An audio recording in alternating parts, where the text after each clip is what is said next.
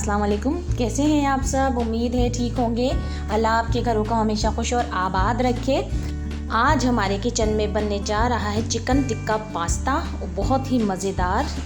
और चलें इसकी रेसिपी स्टार्ट करते हैं। बिस्मिल्लाहिर्रहमानिर्रहीम। पास्ता बॉईल करने के लिए सबसे पहले हम पानी बॉईल करेंगे। मैंने तकरीबन 10 कप पानी लिया, उसके अंदर मैंने ऑयल डाला है और नमक डाल रही हूँ मैं।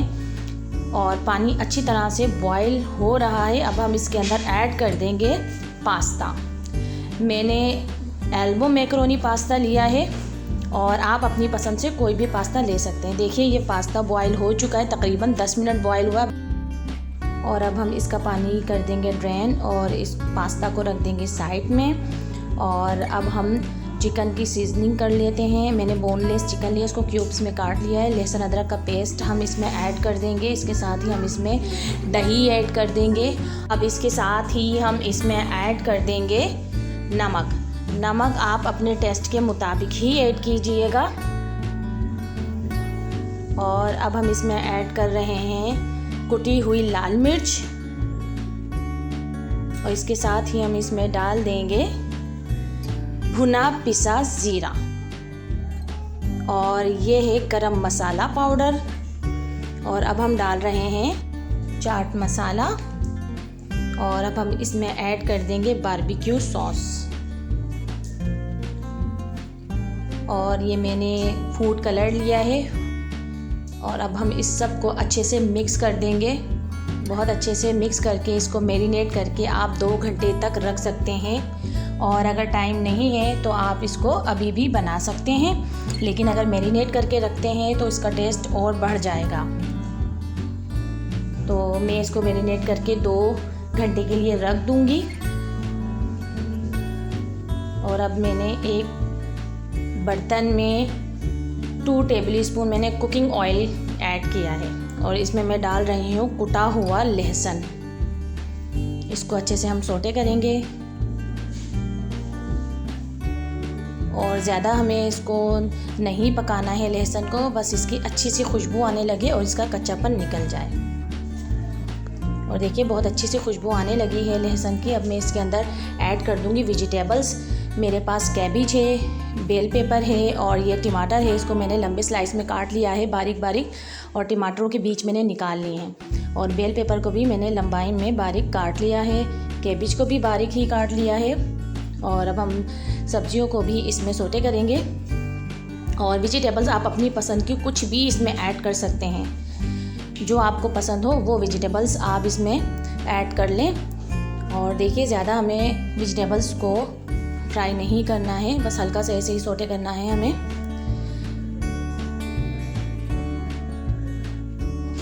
देखिए अब हम इसमें ऐड कर रहे हैं चिली सॉस। इसके साथ ही हम इसमें ऐड कर देंगे सोया सॉस। इसको सबको अच्छे से मिक्स कर लेंगे। बहुत प्यारी खुशबू आ रही है माशाल्लाह से।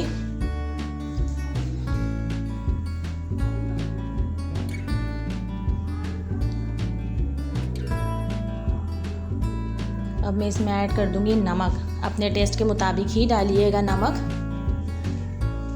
नमक और मिर्च आप लोग हमेशा अपने टेस्ट के मुताबिक ही एडजस्ट किया करें। और देखिए कितनी अच्छी तरह से ये सब फ्राई हो रहा है, बहुत प्यारी खुशबू आ रही है। अब हम इसमें अपना बॉइल्ड पास्ता ऐड कर देंगे। सबको अच्छे से मिक्स कर लेंगे।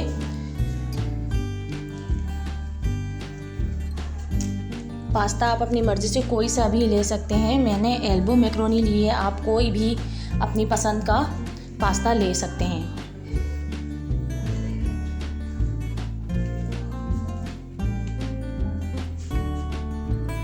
कितना प्यारा सा कलरफुल सा दिख रहा है सब। अब मैं इसमें कुटी हुई ब्लैक पेपर मैंने इसमें ऐड की है, कुटी हुई काली मिर्च। इसको भी हम अच्छे से मिक्स कर लेंगे सारे में।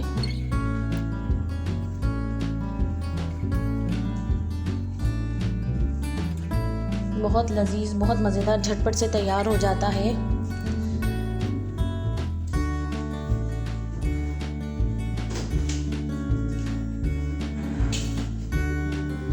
और अब एक पैन में मैंने کوکنگ آئل ایڈ کیا ہے اور اس میں ہم میرینیٹڈ چکن ڈال دیں گے اور اس کو بھی اچھے سے ہم فرائی کریں گے اس میں. اور پانی ہمیں بالکل بھی اس میں ایڈ نہیں کرنا کیونکہ مسالے اور چکن اپنا پانی ریلیز کرے گا تو اسی میں ہی چکن گل جائے گا کیونکہ چکن بون لیس ہے. تو بون لیس چکن بہت جلدی ہی گل جاتا ہے.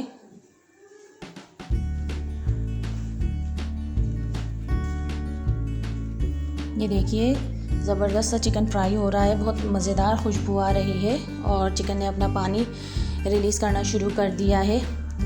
اب ہم اس اسٹیج پر اس کو کورڈ کر صرف 5 منٹ پکائیں گے کیونکہ یہ بھونتے بھونتے ہی اچھا خاصا گل چکا ہے. تو ہمیں اس کو زیادہ نہیں گلانا ہے کیونکہ یہ ویسے ہی بہت جلدی بون لیس تو بہت جلدی ہی گل جاتا ہے. اور یہ دیکھیے میں اب اس کو جسٹ 5 منٹ کے لیے کورڈ کروں گی. دیکھیے کافی پانی چھوڑ چکا ہے چکن. میں نے 5 منٹ کے لیے اس کو کورڈ کر دیا ہے اور 5 منٹ ہو چکے ہیں اور دیکھیے سارا پانی اچھے سے ڈرائی ہو گیا ہے, آئل سارا باہر آ گیا ہے, مسالے نے آئل چھوڑ دیا ہے. اب میں نے ایک سائڈ پر کوئلہ دہکا کے رکھا ہوا تھا تو اب ہم چکن کو کوئلے کا دھواں دیں گے اور کوئلے پہ میں تھوڑا سا کوکنگ آئل ڈال رہی ہوں تاکہ اچھا سا اسموک اس کا نکل آئے. تو دیکھیے بہت اچھا سا اسموک آ رہا ہے. اب میں نے اس کو کورڈ کر دیا تاکہ سارے چکن میں اچھا سا دھواں لگ جائے. اور اب ہم تیار کر لیتے ہیں پاستا سوس. پاستا سوس کے لیے میں نے میونیز لیا ہے. اب ہم اس میں ایڈ کریں گے فریش کریم. اس کے ساتھ ہی ہم اس میں ایڈ کریں گے کٹی ہوئی کالی مرچ, چلی سوس اور اب ہم اس کو اچھے سے مکس کریں گے اور تھوڑا سا اس میں پانی ایڈ کر لیتے ہیں تاکہ یہ اچھا سا کریمی سا سوس ہمارا تیار ہو جائے. تو یہ دیکھیے کتنا کریمی سا زبردست سا سوس ہمارا ریڈی ہو گیا ہے. اور اب سرونگ پلیٹر میں ہم نے سب سے پہلے لیئر لگائی ہے پاستا کی, پھر اس کے اوپر ہم لیئر لگا رہے ہیں چکن کی جو ہم نے کوئلے کا دھواں دے کر تیار کیا تھا. بہت اچھی سی خوشبو آ رہی ہے اور بہت ہی مزیدار بہت جوسی سا چکن ریڈی ہوا ہے.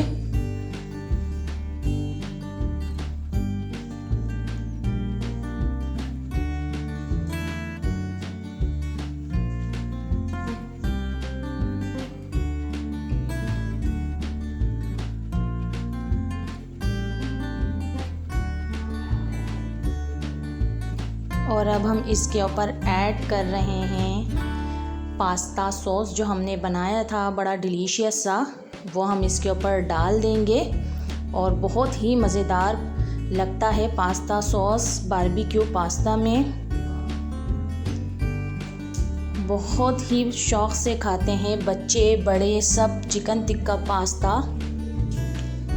اور ہماری زبردست سی ریسیپی آج ریڈی ہو گئی ہے چکن ٹکا پاستا کی ریسیپی. آپ اپنے گھر میں بنائیں اور کوئی بات اگر آپ کو سمجھ میں نہ آیا کرے تو کامنٹ باکس میں پوچھ لیا کریں. اور آپ کو اگر میری یہ ریسیپی پسند آئے تو اس کو لائک کریں, شیئر کریں اپنی فرینڈس اینڈ فیملیز میں. اور اگر آپ نے میرے چینل کو سبسکرائب نہیں کیا ہے تو سبسکرائب کر لیں اور بیل آئیکن کا بٹن ضرور پریس کیجیے گا تاکہ میری ہر نئی آنے والی ریسیپی کی نوٹیفیکیشن آپ کو مل سکے.